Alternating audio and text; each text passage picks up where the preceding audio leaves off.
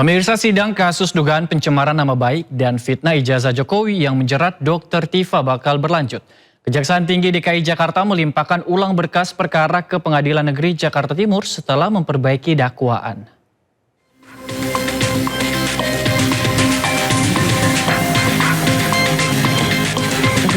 Sidang perkara dugaan pencemaran nama baik dan fitnah ijazah Jokowi dengan terdakwa Tifauzia Tiasuma alias Dr. Tifa berlanjut. Berkas perkara kembali dilimpahkan ke Pengadilan Negeri Jakarta Timur oleh Kejaksaan Tinggi DKI Jakarta. Pelimpahan ulang dilakukan setelah jaksa memperbaiki surat dakwaan. Sidang perdana akan digelar pada Kamis 6 Agustus mendatang dan boleh disiarkan langsung kecuali tahap pemeriksaan saksi. Terkait berkas perkara atas nama Tifauzia Tiasuma, Pengadilan Negeri telah menerima kembali limpahan berkas perkara tersebut dari pihak Kejaksaan Negeri Jakarta Selatan melalui Kejaksaan Negeri Jakarta Timur.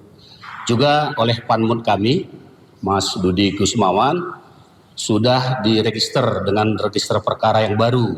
Kemudian Ketua Pengadilan juga sudah menunjuk majelis yang akan mengadili. Sama susunannya dengan majelis yang lama ya.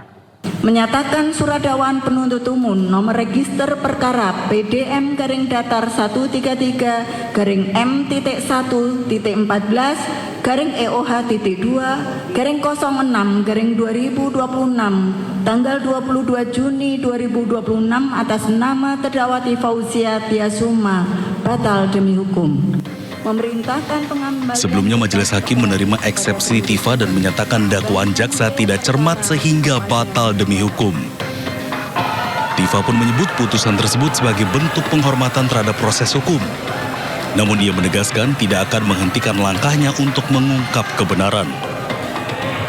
Percayalah bahwa keputusan dari majelis hakim pada hari ini untuk menerima eksepsi kami tidak menyurutkan langkah saya, tidak menyurutkan langkah kami untuk terus memperjuangkan kebenaran. Kini setelah adanya revisi dakwaan dari jaksa, Tifa dan tim pun kembali bersiap menghadapi sidang. Dari Jakarta, tim liputan iNews melaporkan. Dokter Tifa, Bisa berdiri nggak? dokter, izin dokter. Sementara itu, tersangka dugaan fitnah ijazah Jokowi Roy Suryo mengajukan pra-peradilan ketiga terkait ganti rugi imbas dari penangkapan dan penahanan yang dinilai tidak sah. Roy Suryo meminta ganti kerugian dengan total 206 juta rupiah.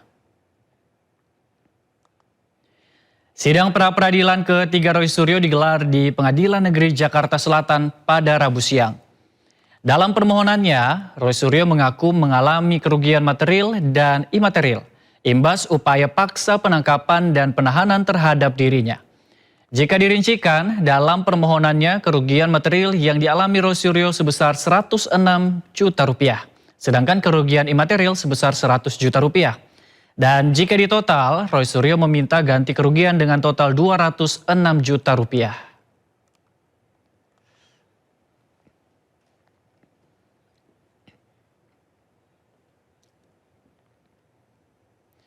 Dan untuk mengetahui situasi terkini di Pengadilan Negeri Jakarta Selatan, kami sudah terhubung dengan Salam Pulungan dan juru kamera Dede Rudi. Selamat siang, Salam. Apa hasil dari sidang pra-peradilan Roy Suryo pada hari ini?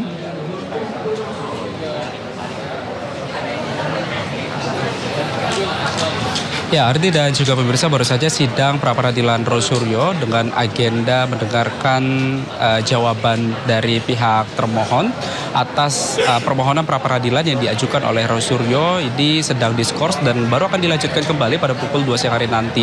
Di mana tadi dalam persidangan memang ada sejumlah poin penting yang kami simak secara bersama. Memang tadi salah satu poin yang disampaikan oleh pihak termohon terkait dengan pihak termohon ini mempertahankan argumentasinya terkait dengan bahwa seluruh tindakan hukum yang dilakukan oleh Polda Metro Jaya, baik itu dari penggeledahan, penangkapan hingga penahanan, ini sudah sesuai dengan peraturan hukum ataupun juga sudah sesuai dengan peraturan perundang-undangan yang berlaku. Sementara itu dari pihak Roy Suryo tetap bersikukuh bahwa tindakan yang dilakukan oleh pihak Polda Metro Jaya ini secara sewenang-wenang dan juga melanggar hukum. Karena memang seperti kita ketahui secara bersama bahwa putusan dari pra-peradilan pertama pada beberapa waktu yang lalu ini juga menegaskan bahwa majelis hakim ataupun juga hakim tunggal ini sudah menguji keabsahan seluruh tindakan paksa yang dilakukan oleh penyidik terhadap dirinya. Ini dinyatakan tindakan yang sewenang-wenang dan juga tindakan yang melanggar hukum. Tapi tadi pada inti pokok yang disampaikan oleh pihak termohon justru menyampaikan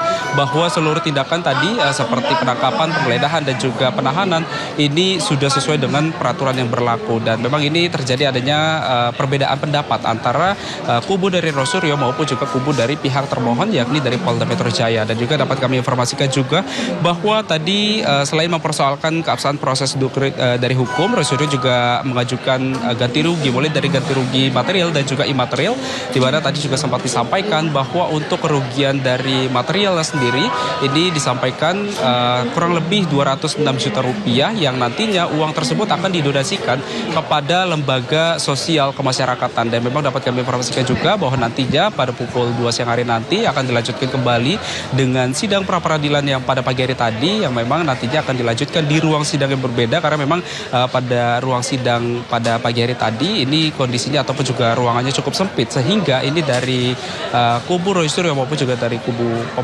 termohon begitu ingin meminta adanya pergantian ruangan sehingga nantinya ini bisa mengeksplor lebih jauh terkait dengan jawaban dari pihak termohon nantinya. Kita akan tunggu secara seksama bagaimana nantinya untuk lanjutan dari sidang pra-peradilan Rosuryo pada pukul 2 siang hari nanti. Ardi. Baik, terima kasih. Salam Pulungan dan juru kamera Dede Rudi melaporkan langsung dari Pengadilan Negeri Jakarta Selatan. Selamat bertugas kembali teman-teman. Kita ke berita lainnya pemirsa, Badan Eksekutif Mahasiswa Persatuan Indonesia menggelar aksi demonstrasi di depan gedung KPK dan Kejagung pada Rabu malam. Aksi dilakukan untuk mendesak KPK menuntaskan penanganan kasus dugaan tindak pidana pencucian uang yang menjerat mantan Jaksa Agung Muda Tindak Pidana Khusus Febri Adriansyah.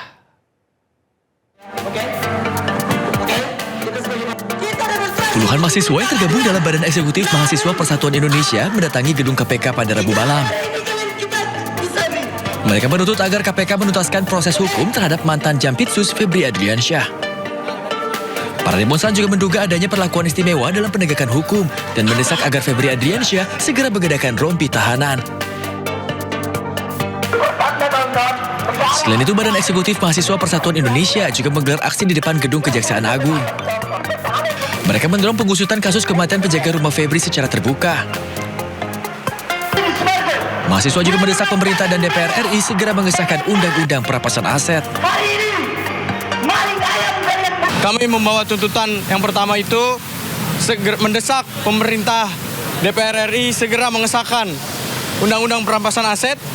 Dan yang kedua, usut tuntas kasus Febri Adriansyah. Jangan ada intervensi dalam menangani kasus tersebut.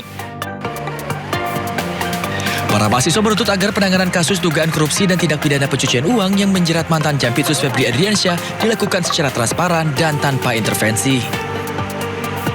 Dari Jakarta, Berliana Mileni, Kea Della Rosa, Nadia Panjaitan, Muhammad Khairuddin, A News melaporkan.